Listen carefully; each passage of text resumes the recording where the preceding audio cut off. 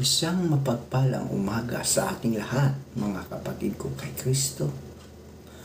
Mula sa The Solid Rock Morning Devotion, isang kagalakan na muli tayo ay makapagbulay-bulay sa salita ng Panginoon sa umagang ito. Pangailang minutong pagbubulay-bulay ng mga salita ng Panginoon upang papurihan at sambahin ng ating Panginoong Hesukristo. Ang ating pong pagbubulay-bulayan sa magandang umagang ng Huwebes ay matatagpuan sa mga Pilipos. Pilipos 4, talatang 13. Ay, Pilipos 4, Kapitulo 4, talatang 13. Ito ang sinasabi: lahat ng mga bagay ay aking magagawa doon sa nagpapalakas sa akin. Pinagpala na po tayo sa pagkabasa at pagkarinig ng salita ng Panginoon. Tayo po ay manalangin. Ama naming Diyos na dakila sa lahat, nagpapasalamat po kami, Panginoon, sa isang gabing nagdaan sa aming buhay na kami iniingatan mo sa aming pagtulog. Bagamat ang iba sa panahon ngayon ay maaring hindi magandang nakatulog dahil sila po ay binabaha ang kanilang mga bahay, naglilinis. Pero dalangin ko, O Diyos, na sila po ay iyong bigyan ng kalakasan, pag-iingat sa kanilang mga buhay. Dalangin ko, Panginoon, ang mga kababayan namin na wala pang matirahan dahil nabahaan, Panginoon, o nasira ang kanilang mga tahanan, nasa mga evacuation center sila, O Lord. Ingatan niyo po sila, Panginoon, sa lugar kung saan sila naroon. Ingatan mo ang mga matatanda, lalong-lalo na ang mga bata. Ikaw ang siyang mga bigay sa kanila ng maayos na pagtulog, Panginoon, upang sila, Panginoon, ay magkaroon ng lakas para humarap sa hamon ng buhay sa araw-araw, Panginoon. Dalangin ko, Diyos, ang mga nabahaan, ang mga wala ng tahanan dahil naanod, Panginoon Diyos, Ikaw ang mag-provide sa kanila ng mga pangangailangan. Alam ko, Diyos, na hindi mo pinababayaan ang iyong mga anak dahil sa mga sakuna na nangyari, Panginoon. Salamat, Panginoon, dahil naubos na ang ulan. Naroon na sa ibang lugar. Salamat, O Diyos, sa iyong pag-iingat mo sa aming mga buhay. Dalangin ko, Panginoon, ang mga nawala na ng mga mahal sa buhay dahil sila po ay naroon na sa iyong piling dahil sa baha. Sila ay maring nalunod dahil sa malakas na hangin at naanod sa baha. Lord, aliwin mo po ang kanilang mga mahal sa buhay na naungangulila dahil sa pagpanaw sa kanilang mga mahal sa buhay.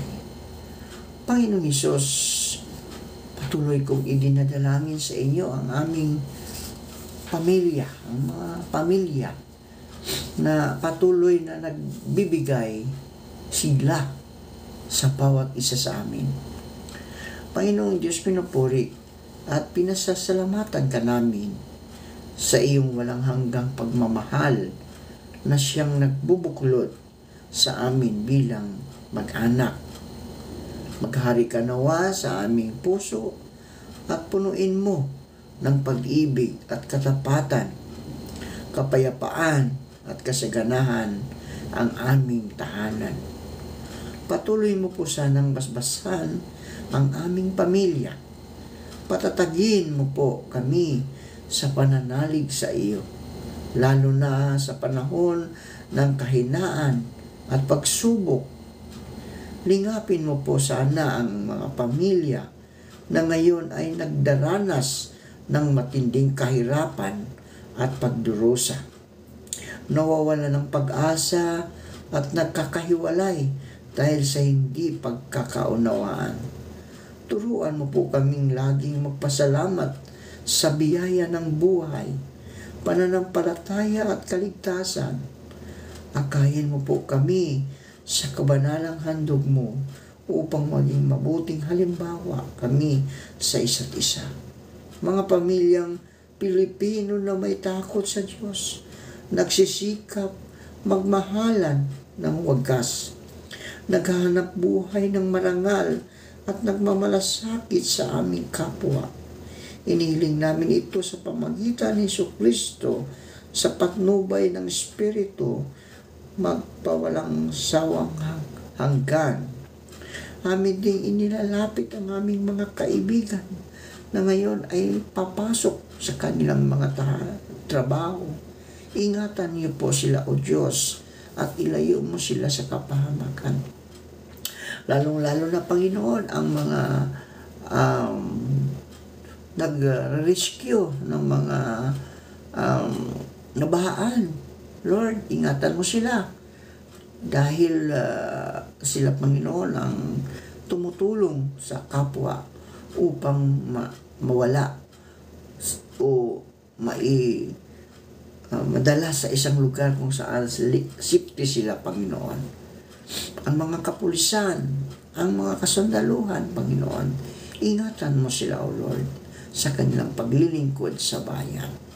Amin din inilalapit sa inyo, Panginoon, ang mga kaibigan namin naghahanap ng trabaho.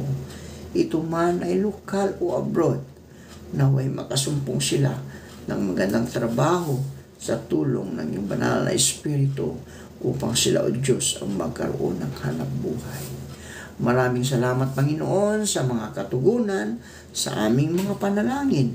Sa pangalan ni Jesucristo na aming Diyos at tagapagligtas. Amen. Gulong ay simbolo ng buhay ng isang tao. Dahil ang buhay ng tao ay laging umiikot. Minsan, may masayang bahagi ng ating buhay. At minsan ay may bahagi na malungkot ang ating buhay. Minsan naman ay nagtatagumpay sa larangan ng hanap buhay at minsan naman ay may kabiguan. Kahit ano pa man ang dumating sa ating buhay, mga kaibigan, ang mga malulungkot, kabiguan, tayo ay babangon at babangon pa rin. Dahil hindi lahat ng panahon daranasin natin ang mga kabiguan sa buhay. May darating din sa ating buhay na kasayahan at tagumpay sa buhay. Kaya huwag tayong mawala ng pag-asa, mga kaibigan, no? Na magsumikap para sa ating tagumpay. Ang ating mga kabiguan ay gawin nating inspirasyon para sa ating ikauunlad at para may sa katuparan ang buhay na pinapangarap. Hindi tayo magmadali dahil alam nating lahat na sadyang panahon lang ang nakakaalam. Ang ating buhay, mga kaibigan, ay may kabiguan, ay magsisilbing sandata natin tungo sa pag-unlad ng ating buhay. Mga kahirapan na ating tinatamasa ay gagawin natin na inspirasyon para makamtan ang tagumpay magpakailanman. Kahit ano pa man ang darating sa na tayo ay magtatagumpay dahil pumayag man tayo sa hindi, lahat ng nangyayari sa ating buhay ay ang Panginoong Diyos ang nakakaalam. Kaya kung anumang kabigo ang dumating, hindi natin isisi sa Kanya.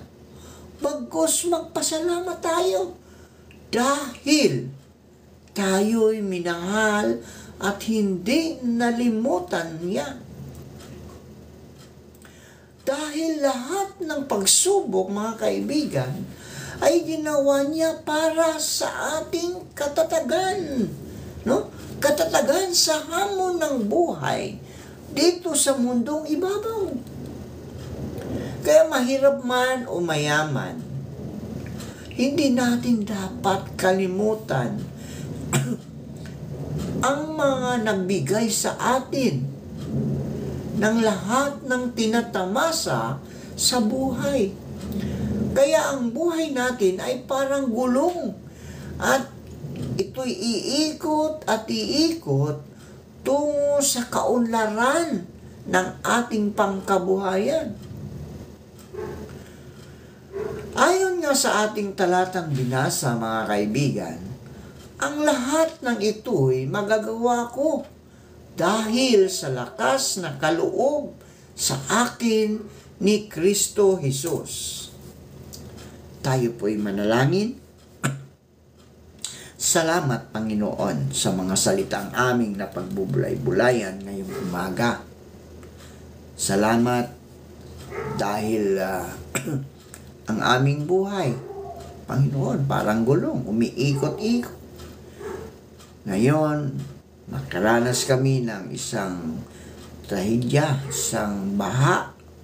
Pero sa susunod, Panginoon, ay tagumpay naman.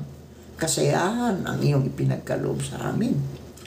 Ang mga pagsubok, Panginoon, na ito ay upang kami maging matatag sa aming pananampalataya sa iyo. Dahil kung wala yan, Panginoon, hindi namin makakalimutan o kami po ay makakalimot na mayroong isang Diyos na nagbibigay sa amin ng buhay.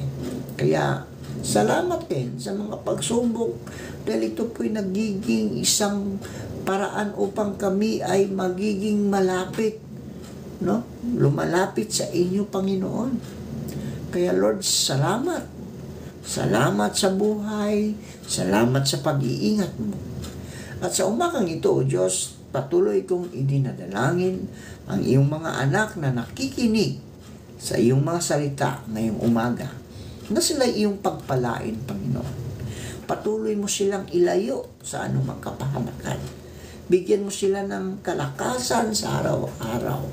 Mga pangangailangan nila, O Diyos, ipagkaloob mo sa kanila. Ito man ay kagalingan sa kanilang katawan dahil sa karamdaman o financial na pangangailangan, emotional, Panginoon. Lord, ipagkaloob mo sa kanila yan. Ako'y nagtitiwala na ang lahat ng mga bagay dito sa mundo ay pag-aari mo. Kaya Lord, sa iyo namin ito ipinagkatiwala. Panginoong Hesus, tulad ng mga alagad mo, nagpapasalamat po kami sa iyong pagtitiwala sa amin at pagtawad para maglingkod sa iyo kahit hindi kami karapat-dapat. Makakaasa po kayo, Panginoon, na hindi po namin sasayangin ang pagkakataon na ibinibigay ninyo sa amin sa pangalan ni Jesucristo na aming Diyos at tagapagligtas. Amen at amen.